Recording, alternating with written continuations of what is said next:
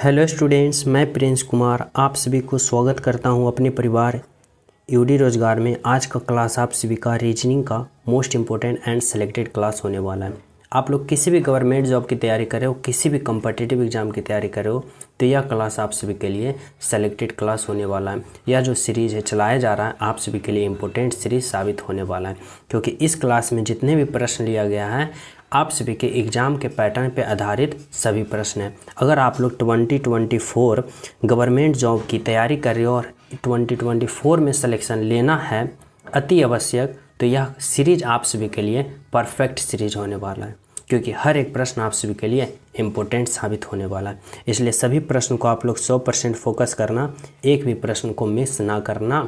अगर मिस करोगे तो फिर आप समझना, ठीक है। चलो देखो, पहला प्रश्न क्या करा बाबू। पहला प्रश्न कर रहा है कि शब्दों का सही संबंध बतावें। यानी यहाँ पे आप सभी को बताना होगा कि जिस प्रकार विषाणु का संबंध चेचक से है, यानी विषाणु का संबंध जिस प्रकार चेचक से है, जीवाणु का संबंध उसी प्रकार यहाँ पे किससे होगा। तो देखो, अगर हम विषाणु की बात करें तो विषाणु से फैलने वाला रोग चेचक है। यानी विषाणु से चेचक किस प्रकार संबंधित है कि विषाणु से फैलने वाला रोग चेचक है। अब बताना है कि जीवाणु से फैलने वाला रोग कौन सा इन चारों ऑप्शन में है। तो राइट आंसर क्या होगा बाबू, यहाँ पे ऑप्शन नंबर 3 क्या होगा, टाइफाइड, जो कि जीवाणु से फैलने वाला रोग है। समझ रहे हो।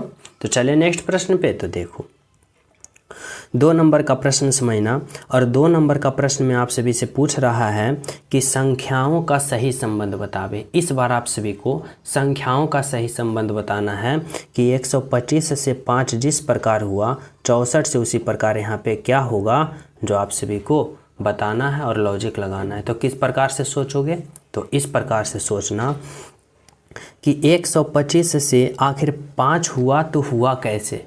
तो 125 से 5 गए यानी क्या हुआ, तो 125 जो है इस प्रकार से सोचो कि आखिर 125 जो है वह क्या है। तो बोलोगे सर 125 जो है ना वह 5 का क्यूब है, और जब 125 जो है वह 5 का क्यूब है इसलिए यहाँ पे 5 लिख दिया। अब देखो 64 जो है वह किसका क्यूब है, तो 64 जो है वह 4 का क्यूब है। अब जिस प्रकार यहाँ 125 जो था 5 का क्यूब था तो 5 लिखा, तो इसी प्रकार 64 जो है 4 का क्यूब है तो यहाँ पे 4 लिखेगा ना। तो यानी राइट आंसर होगा ऑप्शन नंबर 3 जो होगा बिल्कुल सही होगा। ऑप्शन नंबर 3 बिल्कुल राइट आंसर होगा। समझ रहे हो ना हमारी बातों को। तो चलिए नेक्स्ट पे। तो देखो, और जो प्रिय स्टूडेंट क्लास को लाइक नहीं किए हो, सभी प्रिय स्टूडेंट ईमानदारी पूर्वक क्लास को लाइक कर देना। न्यू हो तो चैनल सब्सक्राइब कर देना, बेल आइकन दबा देना, और प्रेस जरूर करना बेल आइकन को, इसलिए कि यह क्लास आप सभी को सुबह और शाम दोनों टाइम प्रोवाइड कराया जाता है, ताकि हमारे जितने भी विद्यार्थी हो ज़्यादा प्रश्नों पे प्रैक्टिस करें। और जब प्रश्नों पे ज़्यादा प्रैक्टिस कर लोगे तो आपका नंबर ऑटोमेटिक इंक्रीज होगा, और जब नंबर इंक्रीज होगा पेपर में तो सिलेक्शन 100% होगा। समझ गए हो। चलो देखो 3 नंबर का प्रश्न समझना। 3 नंबर का प्रश्न जो है ना बाबू, मिरर इमेज है, दर्पण प्रतिबिंब है। बताना होगा कि जिस प्रकार यह प्रश्न आकृति है, अगर यहाँ पे मिरर लगाते हो, दर्पण लगाते हो, तो इसका प्रतिबिंब जो बनेगा कौन सा ऑप्शन के अनुसार बनेगा, जो बताना होगा, आप सभी को सोचना होगा। तो किस प्रकार से सोचोगे, तो इस तरह से सोचना कि यहाँ पे देखो ये क्या है, वृत्त है। क्या है, वृत्त है। अब इस वृत्त में देखो 3 क्रॉस 1 2 3, और इसके सामने नीचे में 3 क्रॉस है। और जब यह यहाँ पे दर्पण लगाओगे तो यह उलट के किस तरफ आ जाएगा, तो इस तरफ आ जाएगा। यानी 1 2 3 क्रॉस यहाँ, और इसके सामने 1 2 3 क्रॉस यहाँ आ जाएगा। यानी दाएँ वाला बाएँ में, बाएँ वाला दाएँ में होता है। तो देखो कौन सा ऑप्शन में है, तो option A, option B, option 3 देखो है नहीं, और ऑप्शन 4 यानी 1 2 और 4 है। अब देखो यहाँ पे एक पॉइंट दिया है जिससे आप लोग यहाँ पे देखना, ये देखो हुक जो है यहाँ पे, इसका हुक का मुख किधर है, इस तरफ है। और जब इसको उल्टा करोगे यानी यहाँ पे मिरर लगाओगे तो इसका हुक जो बनेगा मुंह इस तरफ होगा, और इस तरफ मुंह देखो ये कट गया और ये तो ऊपर चला गया। यानी ओनली 1 बचा ऑप्शन नंबर सी, यानी हुक यहाँ पे आना चाहिए। तो राइट आंसर आपका क्या होगा बाबू, ऑप्शन नंबर 1 होगा, जो कि बिल्कुल सही है, बिल्कुल सत्य। ठीक है। चलो देखो 4 नंबर का प्रश्न समझना। और 4 नंबर का प्रश्न में आप सभी से कर रहा है, इस बार भी शब्दों का संबंध बताना है कि घर से संबंध रसोई का जिस प्रकार है, पौधे का संबंध किस प्रकार से होगा। तो देखो बाबू समझना कि अगर घर की बात करें तो घर में खाना बनाने की जगह को क्या कहा जाता है भाई, तो घर में खाना बनाने की जगह को रसोई कहा जाता है। उसी प्रकार पौधों में खाना बनाने की जगह को क्या कहा जाता है, जड़ गलत, मिट्टी गलत, तना गलत, कहाँ, तो पत्ती। यानी जिस प्रकार घर में खाना बनाने की जगह को हम कहते हैं रसोई, उसी प्रकार पेड़ पौधा में खाना बनाने की जगह को कहते हैं पत्तियाँ। समझ रहे हो, ऑप्शन नंबर 2। चलो अगला प्रश्न देखो क्या बाबू, 5 नंबर का प्रश्न। 5 नंबर का प्रश्न करा है, निम्नलिखित सिद्धांत के अनुसार कौन सा अंक सही नहीं बैठता है। देखो बाबू यह सीरीज है, नंबर सीरीज है। अब इस सीरीज में आप सभी को बताना होगा और सोचना समझना होगा इस तरह से कि इस सीरीज जो है ना, इस सीरीज में एक अंक यानी एक संख्या ऐसा है जो कि सही, यानी इस सीरीज को सही सीरीज नहीं बनने दे रहा है, यानी गलत है। और जो संख्या गलत है ना, उसी को आप सभी को पता करना है। तो कैसे पता करोगे भाई, तो देखो सबसे पहले देखो यह जो सीरीज है यह क्या हो रहा है बाबू, धीरे धीरे बढ़ रहा है। तो किस प्रकार से बढ़ रहा है ये तो देखना होगा ना। तो देखो 22 से 37 गया, यानी 22 में क्या किया भाई, तो 22 में प्लस का 15 जोड़ा ना। फिर देखो 37 से कहाँ गया बाबू, तो 37 से 52 गया। अब 37 से 52 गया तो क्या हुआ भाई, तो बोलोगे सर यहाँ भी प्लस का 15 किया, यानी 37 में 15 जोड़ा। अब देखो कि यहाँ पे 52 से 67 गया तो क्या हुआ बाबू, तो 52 से 67 गया, बोलोगे सर यहाँ भी प्लस का 15 किया। लेकिन 67 से 84 गया तो क्या हुआ भाई, तो 67 से 84 गया तो प्लस का 15 नहीं जोड़ा, प्लस का 17 जोड़ दिया। देखो ना 7 7 14, 6 1 7 1 8, 84 किया, यानी क्या किया, तो प्लस का 17 जोड़ दिया। अब देखो बाबू यहाँ पे समझना कि यह सीरीज +15 +15 +15 चल रहा है, तो यहाँ भी होना चाहिए प्लस का 15 ही होना चाहिए, लेकिन प्लस का 17 जोड़ा। तो यहाँ पे क्या होना चाहिए, तो देखो 7 5 12 के 2 और 6 1 7 1 8, यानी यहाँ पे 82 होना चाहिए, लेकिन लिख दिया 84, यानी यही जो है गलत है, जो कि 84 ऑप्शन नंबर 2 में। समझ रहे हो ना।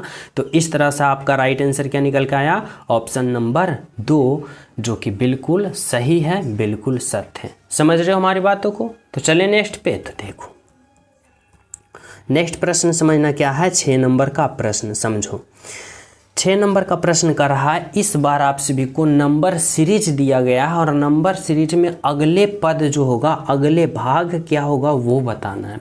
और वो आप लोग किस प्रकार से बताओगे, तो इस तरह से सोचना और इस तरह से समझना कि 7 से 12 हुआ तो क्या हुआ, 12 से 13 हुआ तो क्या हुआ, 13 से 28 हुआ, उसी प्रकार इतना हुआ, तो उसी प्रकार अगले पद जो होगा वह क्या होगा भाई। तो किस प्रकार से सोचोगे बाबू, तो इस तरह से सोचना यहाँ पे कि देखो 7 से 12 हुआ तो क्या हुआ, बोलोगे सर प्लस का 5, 7 5 12, 12 से 19 क्या हुआ, तो भाई तो 12 से 19 गया, यानी प्लस का 7, यानी 12 7 19, समझो। उसके बाद देखो 19 से 28 गया तो क्या हुआ, तो 19 से 28 यानी प्लस का 9 9 9 18 1 1 2, ठीक है। उसके बाद देखो 28 से 39 चला गया तो क्या हुआ, तो प्लस का 11 8 1 9 और 2 1 3, ठीक है। तो उसी प्रकार अगला पद निकालोगे तो क्या करोगे भाई, तो यहाँ पे देखो कि सीरीज क्या चल रहा है बाबू, तो +7 फिर +5 फिर 7 फिर 9 फिर 11, तो इस बार क्या होगा 11 2 13 होना चाहिए, क्योंकि देखो 5 2 7 7 2 9 9 2 11 11 2 13 होना चाहिए। तो देखो 39 में जब 13 जोड़ोगे कितना आएगा, 9 3 12 और 3 1 4 1 5 52, यानी 52 ऑप्शन नंबर बोले तो 1, जो कि क्या है राइट आंसर है। समझ रहे हो ना। तो चले हम सब नेक्स्ट प्रश्न पे। तो देखो नेक्स्ट प्रश्न आप लोग समझना क्या कर रहा है, 7 नंबर का प्रश्न। 7 नंबर का प्रश्न समझना कर रहा है, दिए गए शब्द के अक्षरों का प्रयोग करके नहीं बनाया जा सकता है। बताना है कि इतना जो शब्द है ना, इतना का प्रयोग करके कौन सा ऑप्शन जो है नहीं बनाया जा सकता है, ठीक है। तो देखो ऑप्शन ए से चेक करते हैं भाई। तो देखो RADI, देखो RADI, ठीक है, ATION, ATION यानी क्या हुआ, तो ये बनाया जा सकता है। ऑप्शन 2 देखो RADIO, देखो RADIO ये भी बनाया जा सकता है। अब क्या है देखना है हमें ऑप्शन 3 को, STAND, STAND, ठीक है, फिर ING, IN और G। देखो G कहीं भी इतना वर्ड में यानी इतना अल्फ़ाबेट में G कहीं नहीं है, यानी क्या होगा, तो ऑप्शन नंबर 3 जो है ना बाबू, यह नहीं बनाया जा सकता है। और यही तो हमसे पूछा है, क्या पूछा है कि कौन सा नहीं बनाया जा सकता है, तो ऑप्शन नंबर 3 जो है यह नहीं बनाया जा सकता है, और यही आपका राइट आंसर होगा। समझ रहे हो? तो चले नेक्स्ट पे। तो देखो 8 नंबर का प्रश्न समझना बाबू। क्या करा, 8 नंबर का प्रश्न समझने की कोशिश करना। करा है दी गई उत्तर आकृति में से कौन सी प्रश्न आकृति में निहित है, यानी समाहित है, सम्मिलित है। तो देखो यह क्या है, प्रश्न आकृति है। अब बताओ कि इन चारों ऑप्शन में कौन सा ऑप्शन है जो इस प्रश्न में समाहित हुई है। समझना, या जो उत्तर आकृति है ना, चार ऑप्शन में कौन सा ऑप्शन इस प्रश्न में समाया हुआ है। तो बोलोगे सर किस प्रकार से सोच सकते हैं, तो इस प्रकार से सोचो कि कहीं देखो ऑप्शन 4 तो दिख नहीं रहा है, ऑप्शन 3 भी नहीं दिख रहा और ऑप्शन 2 भी नहीं दिख रहा, अब बचा ऑप्शन 1। तो बोलोगे सर ऑप्शन 1 आप लोग कैसे कर रहे हो। तो देखो इस तरह से एक रेखा है, इस तरह से समझना, इस तरह से एक रेखा है, फिर इधर आया, फिर इधर आया, यानी इस तरह से होना चाहिए। ऐसे एक रेखा है, फिर इधर और इधर आया। तो देखो एक रेखा सीधी रेखा ये हो गया ना। फिर कहाँ आया भाई, तो यहाँ से कहाँ आया, तो इधर आया, ठीक है, यहाँ तक आ गया और ये हो गया। उसके बाद ये रेखा एक यहाँ आ गया, फिर देखो यहाँ पे एक रेखा आ गया, इस तरह से समझना, यहाँ भी एक रेखा आ गया। उसके बाद यहाँ पे क्या हुआ ना कि थोड़ा सा नीचे आया, डाउन हुआ, फिर देखो यहाँ भी थोड़ा सा डाउन हुआ, और डाउन होने के बाद फिर इस तरह से क्रॉस यानी तिरछा गया, फिर देखो यहाँ पे तिरछा गया। उसके बाद जस्ट यहाँ से नीचे आके यहाँ पे मिल गया, और उसी प्रकार जस्ट यहाँ पे आके यहाँ पे मिल गया। देखो यानी कौन सा ऑप्शन है, यानी ऑप्शन नंबर ए, यानी उत्तर का जो फिगर नंबर 1 है ना, वह प्रश्न आकृति में सम्मिलित है, यानी कि यह जो आकृति है इसमें सम्मिलित है। समझ गए हो यहाँ तक सभी विद्यार्थी, समझ गए हो ना। तो चले हम सब नेक्स्ट प्रश्न पे। तो देखो नेक्स्ट प्रश्न समझना, 9 नंबर का प्रश्न क्या करा है। देखो 9 नंबर का प्रश्न है, और यह डायरेक्शन वाले प्रश्न है, दिशा वाले प्रश्न है, और आपको इसमें थोड़ा सा लॉजिक समझना होगा इस तरह से कि मैं ऊपर की ओर उत्तर कहता हूँ, नीचे की ओर दक्षिण कहता हूँ, इधर पूरब कहता हूँ और इधर मैं पश्चिम कहता हूँ। इतना आप लोग तो सभी विद्यार्थी समझ रहे हो। अब आप लोग प्रश्न पे आ जाओ। देखो करा है गणेश एक स्थान पर खड़ा है। चलो मैं गणेश को कहाँ खड़ा करता हूँ, तो गणेश को मैं यहाँ खड़ा करता हूँ। करा है 20 मीटर पूरब की ओर चलता है। तो पूरब देखो कहाँ है बाबू, इस तरफ। तो इस तरफ कितना चला भाई, तो इस तरफ हुआ, एक मिनट, यहाँ पे देखो है, और यहाँ से 20 मीटर कहाँ चला, पूरब की ओर। तो चलो मैं 20 मीटर पूरब की ओर चला दिया गणेश को। यहाँ था तो 20 मीटर पूरब की ओर चला, ठीक है, पूरब इस तरफ होता है। अब कर रहा है फिर 10 मीटर दक्षिण की ओर चलता है। यहाँ जब पहुँचा ना, तो यहाँ से दक्षिण, और दक्षिण देखो नीचे की ओर कहते हैं, तो नीचे की ओर आएगा, कितना आएगा भाई, तो नीचे की ओर आया 10 मीटर। कितना आया बाबू, 10 मीटर। यहाँ पे 20 मीटर चला था, यहाँ पे 10 मीटर, ठीक है। करा फिर वह 35 मीटर पश्चिम की ओर चलता है। यहाँ पहुँचा ना, और यहाँ से 35 मीटर पश्चिम गया, और पश्चिम इस तरफ को कहते हैं, तो पश्चिम चलो कितना चल गया, तो यहाँ पे 35 मीटर, यानी यहाँ पे ये जो है ना वह कितना चला, तो 35 मीटर पश्चिम की ओर चला, यहाँ पे आ गया। अब प्रश्न कर रहा है कि फिर 5 मीटर पूरब की ओर गया, और 5 मीटर कहाँ गया, तो 5 मीटर पूरब की ओर। देखो जब यहाँ पहुँचा ना, तो यहाँ से पूरब और किस तरफ होता है, इस तरफ, और इधर वह आया और कितना चला, तो 5 मीटर पूरब की ओर, यानी यहाँ पहुँच गया। कहाँ भी है, तो अभी यहाँ पे, ठीक है। अब आप लोग प्रश्न पे आ जाओ। प्रश्न क्या कर रहा है, तो उसके आरंभिक स्थान और अंतिम स्थान के बीच मीटरों में कितनी दूरी है। अब बताना है बाबू कि प्रारंभिक स्थान यहाँ है और लास्ट पोजीशन यहाँ है और यहाँ के बीच की दूरी बताना है कि कितना है, जो आप सभी को क्या बताना है मीटर में कि कितना दूरी है। ठीक है, तो देखो अगर हम बात करें कि ये टोटल कितना दूरी है नीचे वाले, तो बोलोगे सर ये टोटल जो है ना नीचे वाले 35 मीटर है। कितना मीटर है बाबू, तो नीचे वाले जितना भी है ना वह क्या है 35 मीटर है। यानी नीचे वाला टोटल कितना हो गया, तो नीचे वाला टोटल 35 मीटर हो गया। इतना समझो, नीचे वाला टोटल 35 मीटर हो गया। अब आप लोग यहाँ पे देखो, यहाँ पे अगर ये 10 मीटर है तो ये भी कितना होगा बाबू 10 मीटर होगा। ठीक है, इतना समझो। अब ये देखो इधर 20 मीटर है तो इधर भी कितना होना चाहिए, ये भी 20 मीटर होगा।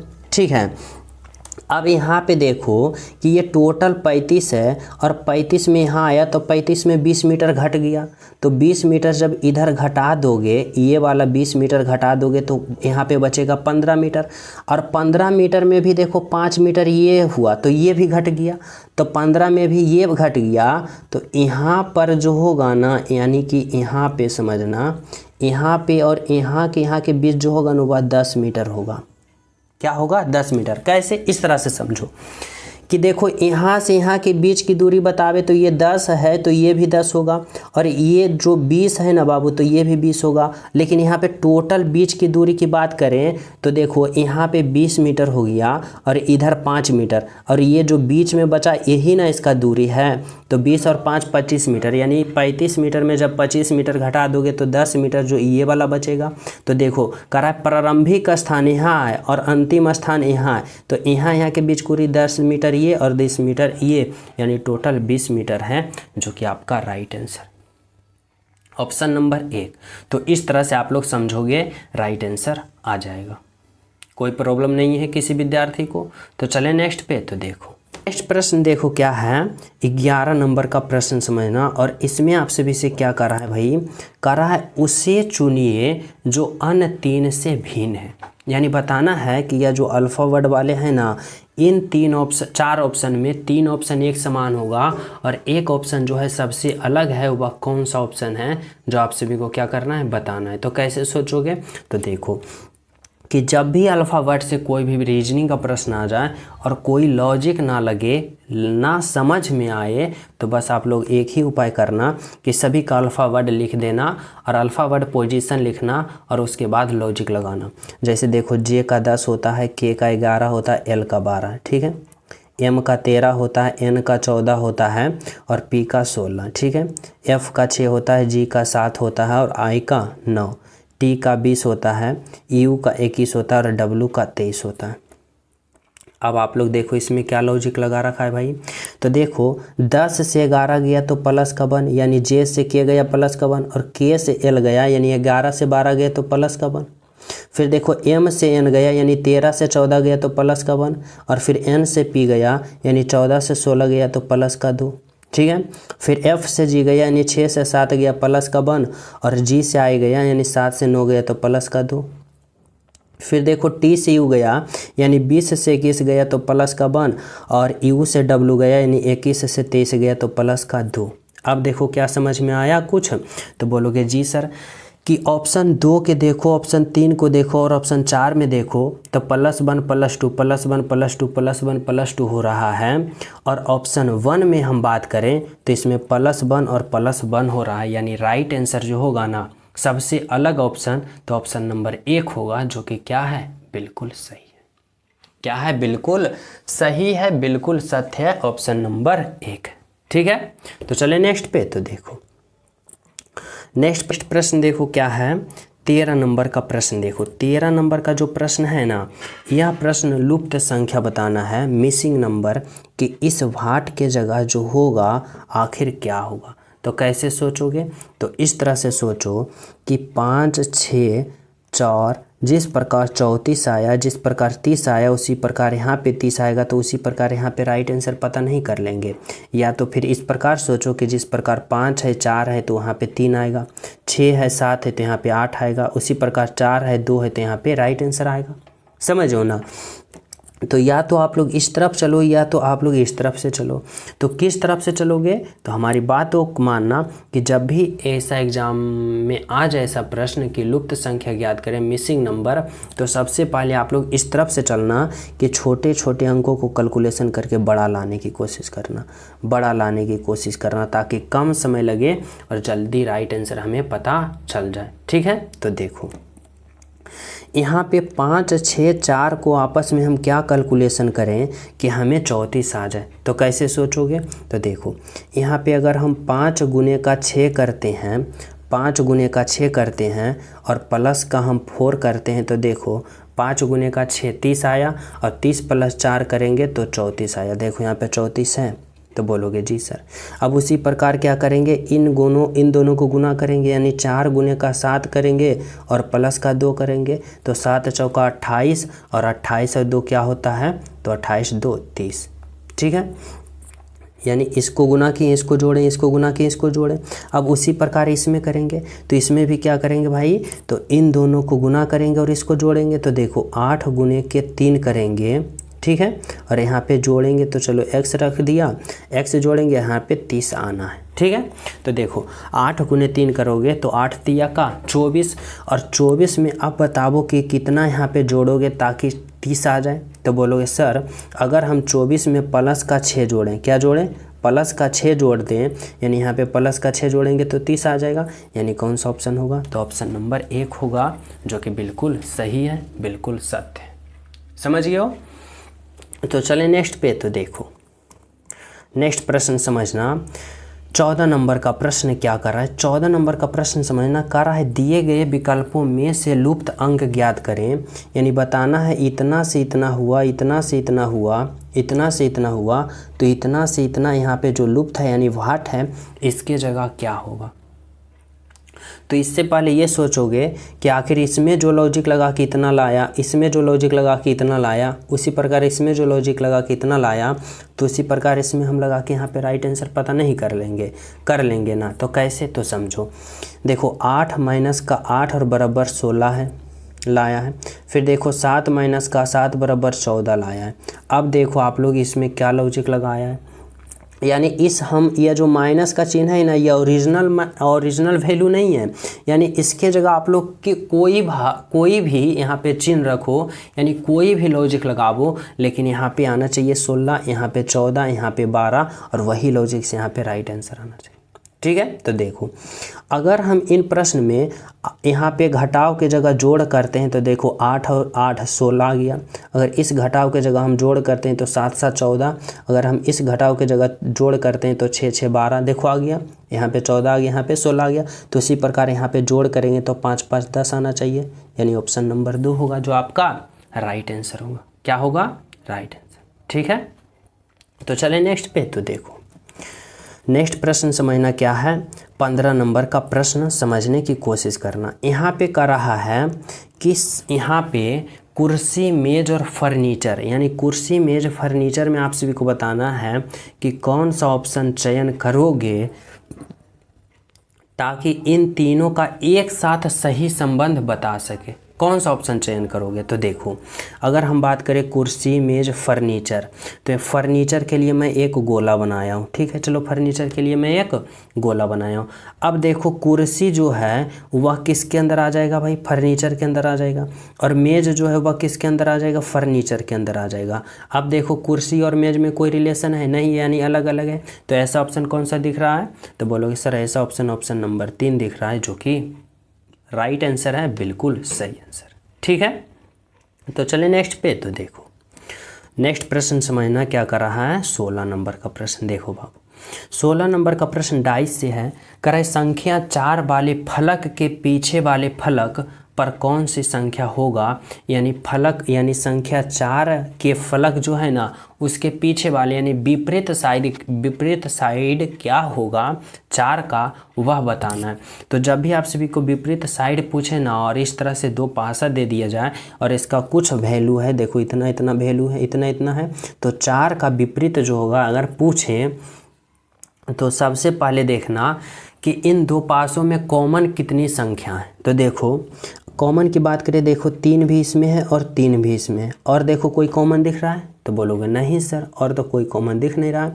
तो जब भी कॉमन ना दिखे यानी एक एक कॉमन दिखे ना बाबू, तो इस तरह से चलना कि घड़ी के दिशा में यानी क्लॉक बाई चलना, और इसमें भी घड़ी की दिशा में यानी क्लॉक बाई चलोगे।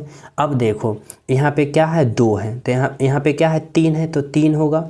फिर क्या है कि 3 के बाद क्या आया क्लॉक बाई, तो 4 आया, और 4 के बाद फिर क्या आया, 6 आया, ठीक है। और उसके बाद फिर यहाँ पे देखो, यहाँ पे क्या है, 3 है, और 3 के बाद क्या आया, क्लॉक वाइज चलोगे तो 1, और 1 के बाद क्या आया, 2 आया, ये आया ना। तो अब यहाँ पे समझना कि 6 का विपरीत 2 होगा, और 4 का विपरीत 1 होगा, और 3 का विपरीत यहाँ पे क्या होगा, जो आप सभी को पता करना है। लेकिन हमसे पूछा है क्या कि 4 का विपरीत क्या होगा। तो देखो 6 का विपरीत 2 और 2 का विपरीत 6, 4 का विपरीत 1 और 1 का विपरीत 4। तो देखो 4 का विपरीत पूछा तो 4 का विपरीत 1 आया, तो यहाँ पे राइट आंसर होगा 1। तो बोलोगे सर 3 का विपरीत तो हमें पता नहीं चला, तो 3 का विपरीत क्या होगा, ये तो आप लोग नहीं बताए हो। तो देखो बाबू, एक पासा में कितनी स्थितियां होती है, तो 6 स्थितियां, या तो 1 हो, 2 हो, 3 हो, 4 हो, 5 हो, या तो 6 हो, यही ना होता है। यानी 4 हो या 5 हो या 6, यही 6 स्थितियां होता है। अब इन 6 स्थितियां में आप सभी को देखो क्या हो गया, मिल गया, तो 1 मिला, 2 मिला, 4 मिला, और 6 मिला, और 3 मिला। तो कौन नहीं मिला, तो 5 नहीं मिला ना, तो यानी 3 का विपरीत 5 होगा। यानी जिस प्रकार 6 का विपरीत 2, 2 का 6, 4 का 1, 1 का 4, तो 3 का 5 होगा, और 5 का 3। लेकिन हमें 3 5 से रिलेशन नहीं है, हमें ओनली 1 चाहिए 4 का विपरीत। तो 4 का विपरीत देखो 1 है, जो कि ऑप्शन नंबर 1 होगा। समझ रहे हो। चलो अगला प्रश्न देखो क्या है, तो 17 नंबर का प्रश्न समझना। 17 नंबर का प्रश्न है, इस बार आप सभी को बताना है सीरीज किसका, तो संख्या का। यानी 39 से जिस प्रकार 169 हो गया, फिर 299 हो गया, तो आगे क्या होगा। तो बोलोगे सर यह तो इंक्रीज हो रहा है, तो कितना का इंक्रीज हो रहा है भाई। तो देखो 39 से क्या हुआ बाबू, तो 39 से 169 हुआ, तो क्या हुआ। तो बोलोगे सर 39 से 169 हुआ, यानी कितना का इंक्रीज किया। तो यहाँ पे इंक्रीज किया 0 3 1 यानी 130 का। यानी 39 में 130 को जोड़ा तो 169 आया। फिर 169 में इतना लिखा तो कितना का यहाँ पे जोड़ा, तो 0 3 1, यानी इसमें भी 130 जोड़ा, इसमें भी 130 जोड़ा। तो अगले पद में हम भी क्या जोड़ेंगे, 130 नहीं जोड़ेंगे ना। तो देखो यहाँ पे 9 होगा, 9 3 12 होगा, 3 1 4 1 5 होगा। 529 कौन सा ऑप्शन में दिख रहा है, 500, 9 एकम 9, 9 3 12, ठीक है, के 2, बाकी 1 2 1 3 1 4, माफ़ कीजिएगा, यहाँ पे क्या होगा बाबू, तो यहाँ पे होगा 2 1 3 1 4, यानी 429। 429 कौन सा ऑप्शन में है, तो ऑप्शन नंबर 3 में है, जो कि बिल्कुल सही। समझ गए हो। चलो अगला प्रश्न समझना क्या है, देखो 18 नंबर का प्रश्न समझना बाबू। इसमें आप सभी को डायरेक्शन वाले प्रश्न है, यानी इस तरह से कुछ पॉइंट याद रखना, ऊपर को उत्तर, नीचे की ओर दक्षिण, इधर पूर्व, इधर पश्चिम, इतना समझ रहे हो। अब प्रश्न पे आ जाओ। देखो करा, एक आदमी 3 किलोमीटर पूर्व की ओर चला। चलो मैं यहाँ पे एक व्यक्ति को रखता हूँ, और 3 किलोमीटर पूर्व चलेगा, तो पूर्व देखो इस तरफ है, कितना चला, तो 3 किलोमीटर चला, ठीक है। कर रहा है 3 किलोमीटर चला, और दक्षिण की ओर मुड़ जाता है और 4 किलोमीटर चलता है, और दक्षिण की ओर, यहाँ से दक्षिण यानी नीचे आएगा, और कितना चला, तो 4 किलोमीटर चला। तो कर रहा है वह आरंभ स्थान से कितनी दूर पर है। आरंभ स्थान देखो यहाँ है, और पहुँच रहा है यहाँ, तो यहाँ के बीच की दूरी बताना है, तो ये दूरी होगा, बीच का दूरी ये होगा। अब ये दूरी होगा तो इसको कैसे निकालोगे, तो बोलोगे सर ये बेस हुआ, ये यहाँ पे आधार हुआ, लंब हुआ, ये कर्ण हुआ, यानी इस तरह से हुआ। तो बेस हाइट यहाँ पे हाइपोटेनस यानी कर्ण हुआ। अब हमें कर्ण चाहिए, यानी एच चाहिए, यानी कर्ण चाहिए। तो आप लोग क्या करोगे, तो यहाँ पे आधार का स्क्वायर और लंब का स्क्वायर करोगे, और रूट करोगे तो कितना आएगा, तो 3 3 9, 4 6 16, और 16 9 जोड़ोगे तो 25, और 25 का जब रूट करोगे तो 5 आएगा। यानी ये जो हुआ ना 5 मीटर 5 किलोमीटर, यानी राइट आंसर ऑप्शन नंबर 1 होगा, जो कि बिल्कुल सही है। ठीक है। चलो 19 नंबर का प्रश्न देखो क्या है। 19 नंबर का प्रश्न समझना बाबू, कह रहा है विषम की पहचान करें, यानी इन चारों ऑप्शन में 3 ऑप्शन एक समान है और एक अलग है, वही को आप सभी को क्या करना है, पहचान करना है। तो कैसे करोगे, यहाँ पे चेन्नई है, मुंबई है, दिल्ली है, विशाखापट्टनम है। अब बताओ कि इसमें सबसे अलग एक ऑप्शन है वह कौन है। तो देखो अगर हम बात करें चेन्नई का, मुंबई का और विशाखापट्टनम का, तो यह क्या है, तो बंदरगाह है। लेकिन जब दिल्ली की बात करें तो यह बंदरगाह नहीं है, यानी सबसे अलग होगा ऑप्शन नंबर 3 होगा। ठीक है, चलो नेक्स्ट प्रश्न समझो क्या है, 20 नंबर का प्रश्न। और 20 नंबर का प्रश्न, यह प्रश्न मैं आप सभी को होमवर्क के रूप में देता हूँ। इसमें आप सभी को संबंध बताना है कि गाय का संबंध जिस प्रकार दूध से है तो मुर्गी का संबंध यहाँ पे कैसे से होगा। ठीक है, और सभी विद्यार्थी इस प्रश्न का राइट आंसर कमेंट में बताना कि क्या होगा। और जो न्यू हो तो चैनल पे पहली बार हो, चैनल सब्सक्राइब कर लेना और बेल आइकन दबाना और वीडियो को लाइक एंड शेयर करना। तो मिलते हैं आप सभी को अगले क्लास में, जब तक सभी को हमारे तरफ से जय हिंद।